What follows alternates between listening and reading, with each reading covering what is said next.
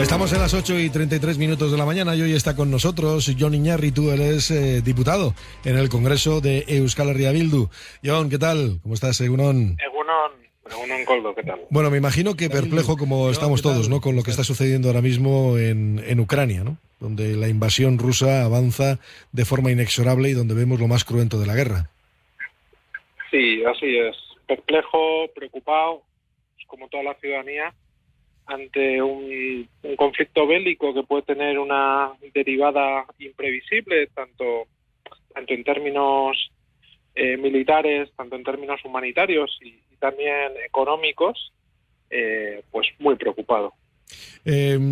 Ayer Euskal Herria Bildu se posicionó en contra de la rectificación que hizo Pedro Sánchez. Primero, ¿le sorprendió que Pedro Sánchez rectificara y ayer aceptara enviar armas, por ejemplo, armas militares a Ucrania? Bueno, en general, conociendo un poco a Pedro Sánchez, sorprende poco porque tiene una capacidad de contradicción y además muy rápida, evidente. Pero sobre el envío de armas, es cierto que ya Margarita Robles, víspera, había anunciado que quizás habría alguna medida en esa vía.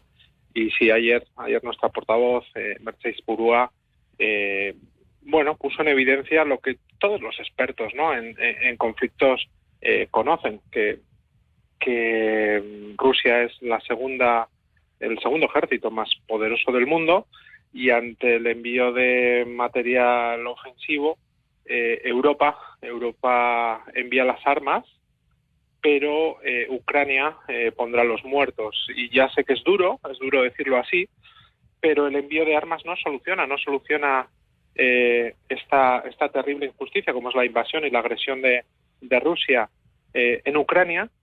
Pero lo más sorprendente además es que en este momento nadie de las autoridades europeas, y no tenemos tiempo, pero habría que recordar cómo y por qué nace la Unión Europea, esté hablando de vías diplomáticas y vías de diálogo tendentes a parar esta locura. Y tampoco somos ingenuos, no nos chupamos el dedo y conocemos y vemos cuáles son las pretensiones del señor Putin, pero tiene que haber una salida, ya digo, en términos de paz ante esta escalada. Y no quiero ser pesimista, pero no hay que echar más que la vista atrás para ver cómo comenzaron los conflictos más importantes del siglo anterior, del siglo XX, en especial la Primera Guerra Mundial, y la escalada, en algunos aspectos, primero dialéctica y luego sobre los hechos, pues nos puede llevar a escenarios que se parecen lamentablemente bastante. En este caso, el que países de la órbita de la OTAN estén mandando material bélico, ¿significa que la OTAN indirectamente está ya en ese conflicto? Todo entra dentro de la interpretación. Ucrania, como Estado soberano, tiene todo el derecho del mundo, no solamente a pedir ayuda militar material, sino también ayuda de estados que le quieran ayudar frente a una agresión. Pero todos aquellos que le animaban hasta ahora a tomar medidas en contra de posicionamientos, digamos, de intereses a Rusia, a la Federación Rusa, en este momento parece que les están dejando un poco abandonados. Y sobre si entran directa o indirectamente, es obvio que cualquier participación, como sea la del envío de material, es una entrada en un conflicto, aunque sea de manera indirecta. Pero vayamos a ver cómo son este tipo de escaladas, ¿no? Ante el derecho legítimo, tanto de Ucrania, de solicitar ayuda, yo si fuera ucraniano, seguramente estaría solicitando ayuda militar, humanitaria y de todo tipo ante una agresión tal, pero vayamos por partes. Ante una solicitud legítima de un Estado y el envío legítimo, vemos como ya Rusia ha señalado que está dispuesta a bombardear tanto el transporte como los hangars de material bélico que se van a instalar en las cercanías a la frontera de Ucrania. Si esa hipótesis, ojalá no suceda, pero si sucediera, ya estaríamos ante un hipotético caso de una agresión ante un Estado posiblemente miembro de la OTAN, como pueda ser Polonia. ¿Qué ocurriría ante ese caso? ¿Acudirían al resto de Estados miembros de la OTAN a responder. En ese escenario, y ya digo que no quiero ser catastrofista, estaríamos ante una escalada tal que, no sé si llamarlo así, pero sería un conflicto internacional, por no llamarlo la Tercera Guerra Mundial. Bueno, y luego lo que tenemos también es un conflicto de información, ¿no? En este caso. Lo digo por la cantidad de información muchas veces que no sirve para aportar nada, Sí. ¿no? A esta situación. No vemos, no sé si tienen la misma impresión que tengo yo de que aquí las informaciones que fluyen son como el magma del volcán, casi incontenibles, ¿no? Sí, hombre, yo creo que desde la primera guerra del Golfo, desde el año 91, yo creo que la utilización de la información como forma de propaganda, y hoy en día esto que se vienen a llamar las fake news, pues son cada vez más habituales, y si a esto añadimos el factor redes sociales, ¿no? Con una información que muchas veces no sabemos de dónde procede, con imágenes y vídeos que en algunos casos proceden de otros conflictos o de esa zona, pero en tiempo anterior, o del conflicto civil en el este de Ucrania, en Donbass, donde recordemos que hay un conflicto y además con altas tasas de mortalidad desde el año 2014, pues no sabemos muy bien de dónde proceden, y hay que tener mucha precaución, y es lo que veo, ¿no?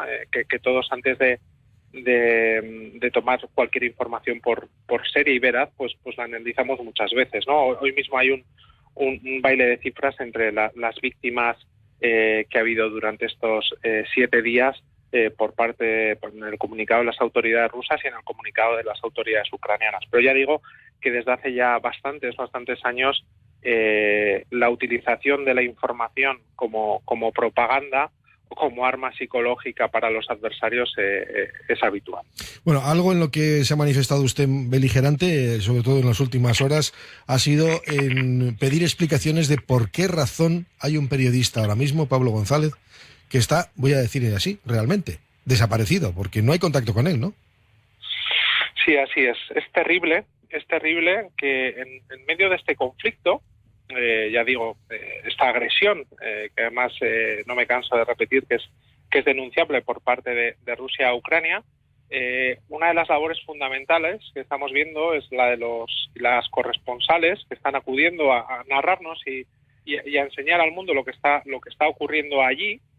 Y en este caso tenemos a un periodista vasco, que es Pablo González, que es especialista en toda la región, que es especialista en todo el área postsoviética, y que tras tener que salir de Ucrania hace unas semanas por presiones que había recibido por parte de las autoridades del país, pues ha decidido la semana pasada ir a Polonia, a la frontera con Ucrania, a narrarnos el otro drama del que hablábamos, ¿no? El drama humanitario con más de 1 millón de personas que se han desplazado en menos de una semana y han tenido que salir en menos de una semana de Ucrania, y él que estaba narrando desde allí, le pudimos ver todos el sábado por la noche en La Sexta, en el canal de televisión, narrando lo que ocurría, pues ha sido detenido por los servicios de inteligencia polacos.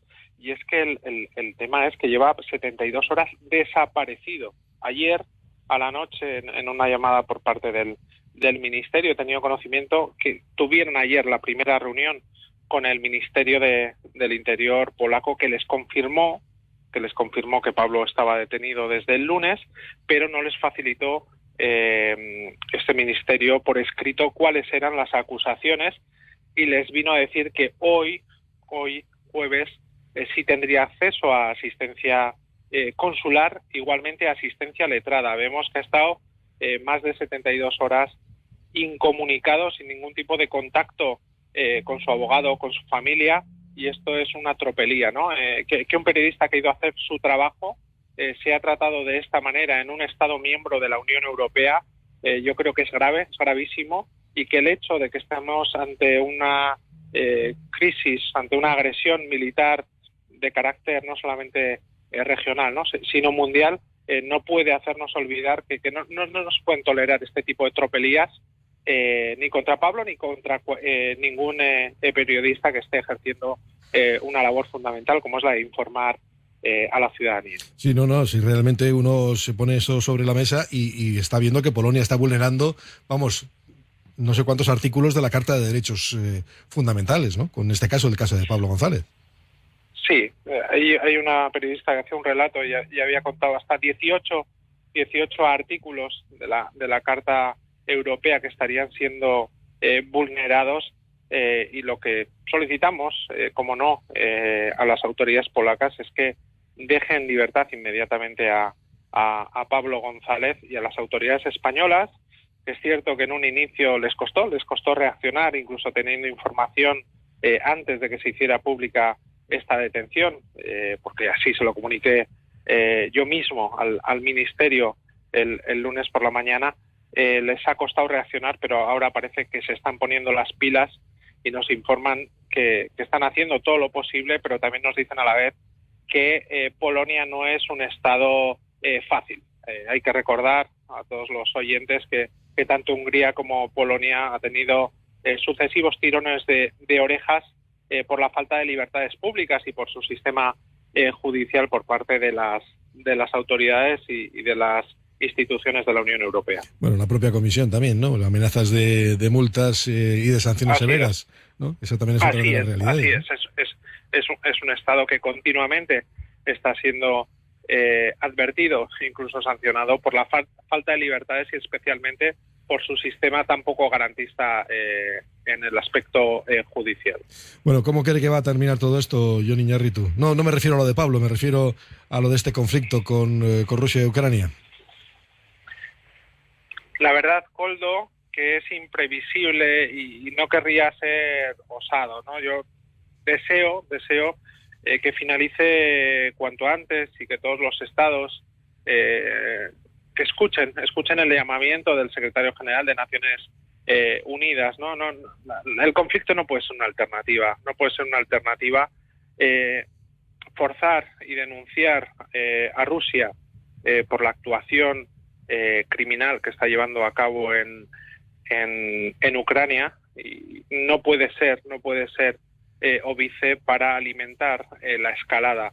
Y desde mi punto de vista, y sé que esto genera contradicciones y que todos y todas, si fuéramos ucranianos, estaríamos deseando que nos envíen ayuda, incluso militar, el riesgo de escalada es tal que hay que buscar continuamente salidas alternativas a lo que pueda ser la escalada militar. Digo, no podemos estar en ese dilema, no podemos estar en el dilema de envío de armas sí o no. Las alternativas y las vías deben ser otras, porque esto alimenta un camino que no es un simple conflicto de los 34 activos en el mundo, no es un conflicto más, estamos ante un conflicto que puede tener unas derivadas, ya digo, muy, muy peligrosas. De todas formas, lo que genera también una guerra de estas características, y lo hemos visto desde el primer momento, son gente desplazada y gente refugiada, a la que también habrá que darle respuesta.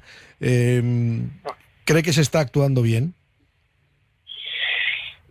Tengo dudas, Koldo. Viendo cómo se ha actuado con otros conflictos recientes y con otros refugiados y desplazados también por motivos de guerra, y hemos hablado largo y tendido y también en tu programa sobre la situación de los refugiados de Siria, millones de refugiados de Siria, con el intento por parte de la Unión Europea de utilizar a Turquía como estado tapón, luego permitiéndole a cambio otras atrocidades contra otras minorías como los kurdos, o la situación de cientos de miles de refugiados en islas griegas.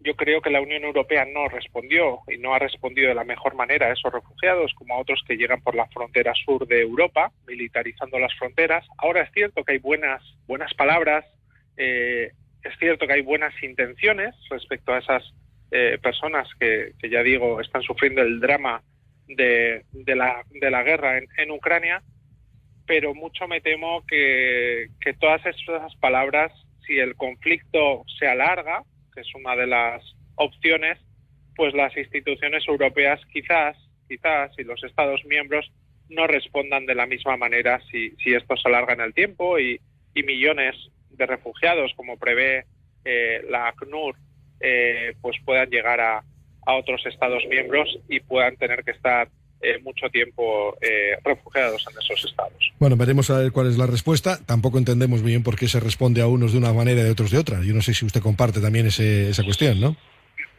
Es obvio y como ya decía, ya hemos comentado en varias ocasiones, la doble vara de medir o el tratamiento en un inicio, ¿no? Y lo vimos con los refugiados sirios. En un inicio las palabras son grandilocuentes y los compromisos, pero luego cuando pasa el tiempo y el día a día y hay que gestionar ese problema humanitario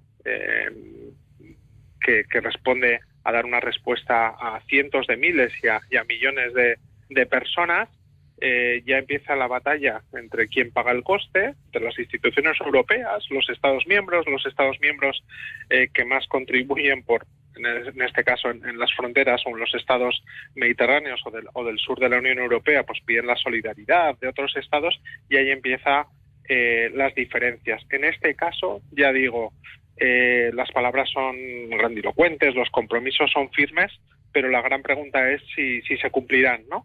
Y otra es si tenemos que estar ante este escenario, ¿no? Si no se puede evitar. Ya digo que no somos ingenuos, estamos viendo lo que está haciendo Putin, pero hay que buscar alternativas a la guerra. Por cierto, que es lo que acapara toda nuestra atención, pero así se nos van colando también otras noticias que pasan desapercibidas. Lo digo porque usted mismo en sus redes sociales ha hecho mención a una de ellas, ¿no? Dice, la Fiscalía justo archiva esto, el caso del rey Juan Carlos, del rey emérito, cuando tenemos un conflicto que lo acapara todo. ¿Alguna intención igual hay, no? No lo sé, igual es un poco atrevido por mí. Usted lo ha dicho. Es casualidad, es casualidad, Coldo, y recordamos también el comunicado de la Casa Real, ¿no? El primer domingo del estado de alarma con la pandemia fue aquel que utilizó la Casa Real para hacer el comunicado señalando que tenía conocimiento de algunos hechos relativos a fondos en paraísos fiscales, a nombre además del rey actual, Felipe VI. Bueno, en muchas ocasiones se intenta tapar las noticias, ya digo, o en meses vacacionales, como el famoso comunicado que hubo en agosto con la salida del rey emérito del Estado, o el que comentaba de la Casa Real respecto al conocimiento de esos hechos en el primer día de estado de alarma de la pandemia, y ahora en pleno conflicto bélico, que tiene unas características que no se habían dado en las últimas décadas en Europa, pues utilizarlo parece ser, ¿no? Que pueda ser una coincidencia, pero más allá del hecho, yo lo grave veo en que la Fiscalía, ante tantos hechos, presuntos hechos, no haya encontrado nada y haya decidido no seguir investigando, y luego ante otros hechos menores, pues vemos como si pone especial ahínco en la investigación. Bueno, una vez más, y yo creo que tampoco nos sorprende a algunos que hayan tomado esta decisión, ¿no? Era como esperable, estaba anunciada, ya habíamos visto ya varios globos sonda en filtraciones de prensa para vacunar a la sociedad para que no se sorprendiera enormemente de esta decisión. Pero no parece que diga mucho de las democracias o de una democracia el que existan leyes que dejen impunes a algunas personas por el cargo que tienen. Claro, es que el problema fundamental, más allá de las prescripciones de algunos hechos o la falta de hechos contrastables, claro, si no investigas, ¿cómo no vas a llegar a tener pruebas eficientes si no investigas? Pero el hecho fundamental es que cuando hay un cargo, una persona que es inviolable, estamos hablando que es impune, que puede hacer lo que quiera.